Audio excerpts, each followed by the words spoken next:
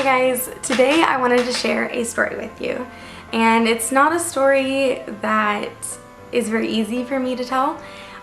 It's something that makes me very emotional, and it has also been a story that has brought me to where I am today and is propelling me onward and where God is calling me. And I know that the people closest to me know that I have a really hard time sharing this blog out loud. But today, in memory of Ember, I wanted to share her story, and I hope that it inspires you and that at the end we can all talk about what this next year can look like and how we can leave her legacy. Pardon me if I get a little emotional and if I fumble over my words, because it's a lot to speak out loud. It's called Giving Her to Jesus. Time of death, 4:52 p.m. Those words hit me in the gut while pain and peace flooded my heart at the same moment. She was with Jesus now and was able to run, eat, and talk again. While I knew this was true, those words that I had only ever heard in the movies and on TV were now a reality in which I could never truly describe.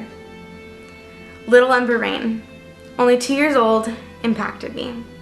She helped me understand the calling God had on my life.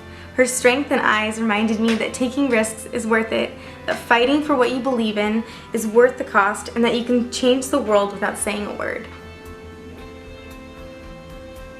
It was in March of 2014 that I sat in a room with my now husband and 2 friends that were preparing to travel America with me, when God spoke the word Castleton to me while we were praying about where to go. I wasn't sure if I'd heard right, Castleton. I told Russell to type it into Google Maps and see if it was really a place. To our surprise, it was a small city in North Dakota. In 2 months, we would know the gravity of that moment, because as we rolled into town that May in our 15-passenger van, 4 19-year-old girls would look around this small town and wonder what possibly could God have for us here. Never judge a book by its cover, seriously. We dropped our bags off at the only hotel we could find. Felt led to drive through this small town of just under 2,500 people and ask God where our next stay was. I was a driver at the time and found my heart beating with expectation and getting what I like to call the spiritual butterflies. As we drove by the small downtown newspaper journaling building, I heard God whisper to me to walk in there and ask if anyone needs help in this town. I parked, we got out of the car and stepped into the building. A woman looked at us curiously and asked us how she could help. They couldn't think of anyone in particular, but pointed us to an organization just a couple blocks down the road that helps a lot of elderly people. With that, we made our way a couple blocks over. The small downtown was pretty deserted as we walked into the doors of our next stop. The woman we were directed to talk to was on the phone, so we waited patiently outside of her office. She then hung up and asked us and waved at us, asking us what she could do for us. We are a team of girls traveling America called Dare You to Move. And we were wondering if there is anyone in this town that may need service, company, or financial help. I asked her with the expectation God was going to give us another dare. She tilted her head and hesitated. Are you being serious about the financial help? Of course, nothing is too big or small for God. Well, this is kind of funny because I just got off the phone with a woman who was asking for help financially. We don't get calls like this very often, but she has an 8-month-old daughter in the hospital who's waiting for a heart transplant. Would you guys be interested in helping her and her family? Of course, we all answered in unison. So she called the woman back and asked her if we could visit her at her work, only a couple blocks away. The woman agreed, and we thanked the nice lady for her help and went on our way with all of our hearts beating with a passion that longed to make an impact for the Lord. We walked in the bank she worked at and met Joni Carey, the mom who worked so hard and tried to drive as often as she could to the hospital where her daughter had to stay about 4 hours away, while her husband stayed with their sweet baby. She even had a toddler named Willie. I looked her in the eyes and told her that we came to rain blessings upon her life and ignite fire in her soul again. She got emotional and told me her daughter's name was Ember Rain, fire and water. Whoa. We asked her if she would be willing to go somewhere and record her story for us with our video camera. Her boss agreed to let her go downstairs and make a video that we would use to help their story go viral as fast as we could. We only had 2 days. We recorded it, posted it, and went back to our hotel room, contacting news stations, newspapers, and messaging our friends on Facebook asking them to share the video and encourage people to donate to the GoFundMe account we created. Within a couple hours, we were interviewed by the local newspaper and were on the news. The funds poured in. We raised almost $7,000 in less than 48 hours. We were blown away by the power of God. A couple days later, we got the opportunity to visit Miss Ember in Minnesota and pray over her and the family. Her eyes and smile spoke to me. I saw her love and sweet spirit. She changed me in that moment. God was doing something bigger than anything I could ever imagine. He brought us to that very moment, and that was only the beginning. It's been a long year and a half since that moment in the hospital room, and a lot has happened to little Ember. On July 16th, 2015, Ember had finally gotten a heart and underwent the surgery. Sadly, the heart didn't take as well as we all hoped, and she was put on life support not long after. Over the past few months, they discovered that she not only needed another heart, but also another kidney. Ember fought hard though. She still would have days where she laughed and was her playful self. She lit up everyone's world who set eyes on her. It was just before 5 p.m. my time when I got the text from Joni that Ember had a stroke, and that it was looking like they were told it was up to them when they would like to take her off life support. My stomach sunk. I was at work and so many things ran through my head. No, this couldn't be happening. I'm supposed to be there in only a week to pray for her and launch the fundraiser. No, no, no. I began to cry. I knew in my heart that she was going to be with Jesus soon and that I needed to be there. My manager looked at me, said, "What do we need to do? You just let me know." She sat down with me and we texted my coworkers asking if they could cover my shifts for the week. We were having trouble finding someone to cover for me the following day, but I knew I needed to hop on the plane that night. My boss sent me home and said to wait and see if we could get the shift covered for Sunday covered. I booked it over to my in-laws and we started researching flights, prices, and every form of transportation and how to get me there the fastest. I got the text, "Don't come in tomorrow, I'll figure it out." My heart almost leapt out of my chest. "Russell, book the ticket. Courtney, let's go back to my place and pack my bags. Let's go, people." So within a couple hours, I was at the airport. I just kept praying, trying not to get emotional. I knew that I may experience something when I got there that would impact me in more ways than I could count. There was no way to really prepare myself except pray. I landed in Chicago about 5 a.m. I was exhausted yet determined. I wandered with all of my bags around the airport, looking as frazzled as can be. I grabbed some coffee, discovering that the bus I was going to take to Rochester got canceled. Okay, breathe, Alicia. There must be another way. I called Russell while it was only 3 a.m. back at home and asked him to help me. I decided to hop on a shuttle, make my way to the car rental place, and stood in line awaiting the keys to a 5-hour drive. Within a couple hours of landing, I was on the road and made my way out of Illinois, past Wisconsin, and finally into Minnesota. Tired and even more frazzled, I dropped off the rental car at the Rochester International Airport, discovered the wheel from my big suitcase was broken, smashed my big toe somehow, and made it within 10 minutes before the shuttle left that would take me to St. Mary's Hospital. Another hour later, I was the last person let off the shuttle as I grabbed my bags once again and made my way to the hospital lobby. Joni met me there with another heart mom by her side. She embraced me and I breathed a sigh of relief, mixed with bracing myself with whatever was about to take place a few floors above us. Joni informed me on the way up that the stroke had been pretty massive and that it caused almost the whole left side of her brain to go dead. She wasn't waking up or responding. The doctors had told them that they could decide when little Ember had had enough.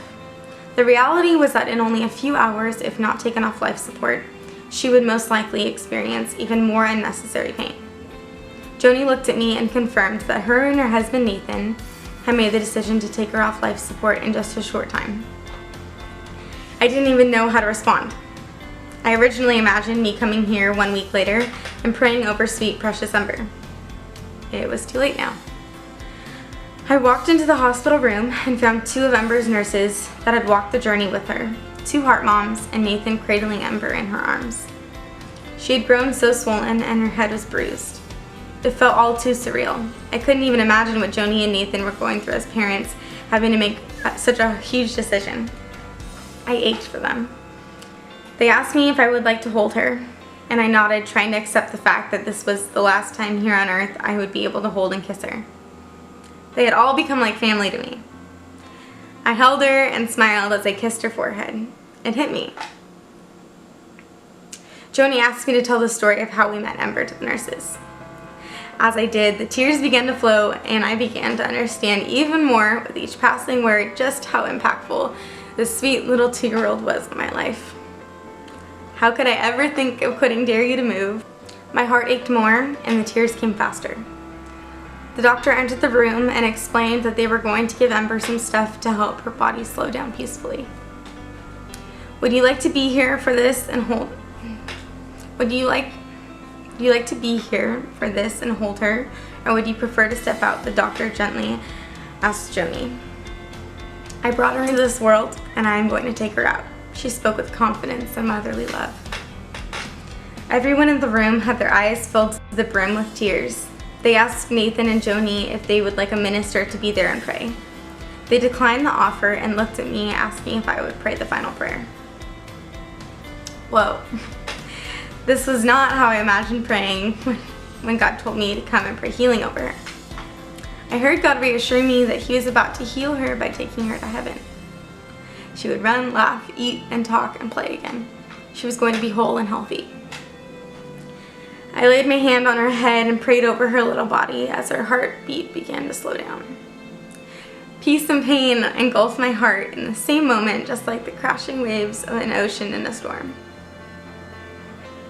A few moments after Amen, the doctor came over and listened for her heartbeat. Time of death, 4:52 p.m. I turned around and wept. Joni just kept kissing her and telling her how happy she was that she got to be with Jesus. The room grew silent.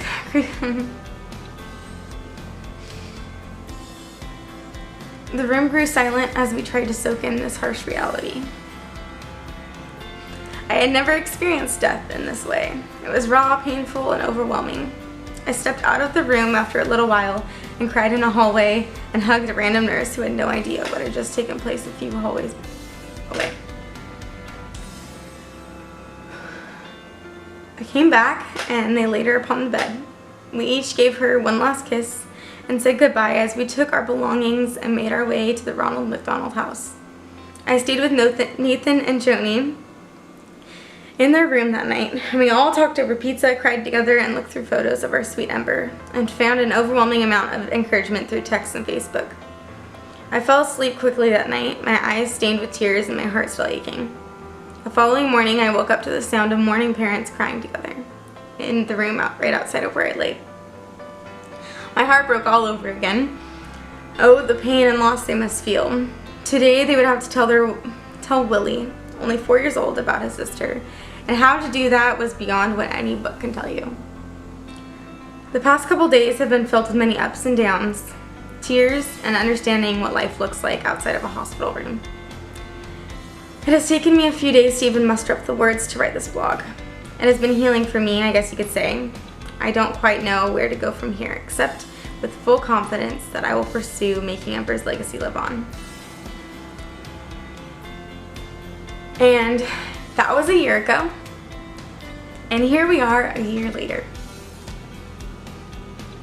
And there's something about the day of a year later that makes those feelings feel so fresh again. I can't explain it. But what I can say is that this past year, a lot has happened. After talking to Nathan and Joni, a year ago, we all decided that we would live on Ember's legacy by reaching out and loving the families just like them, and that it would be called Ember's Spark. So this past summer, me and a team of girls traveled and we met amazing kids and their families who are waiting for an organ donor or who are waiting for a transplant. And these kids are going to be a part of an Adopt a Family program that we are starting this month. And we like to call November Love Ember because this month is all about remembering Ember and remembering the love that she gave, and we can give that away. And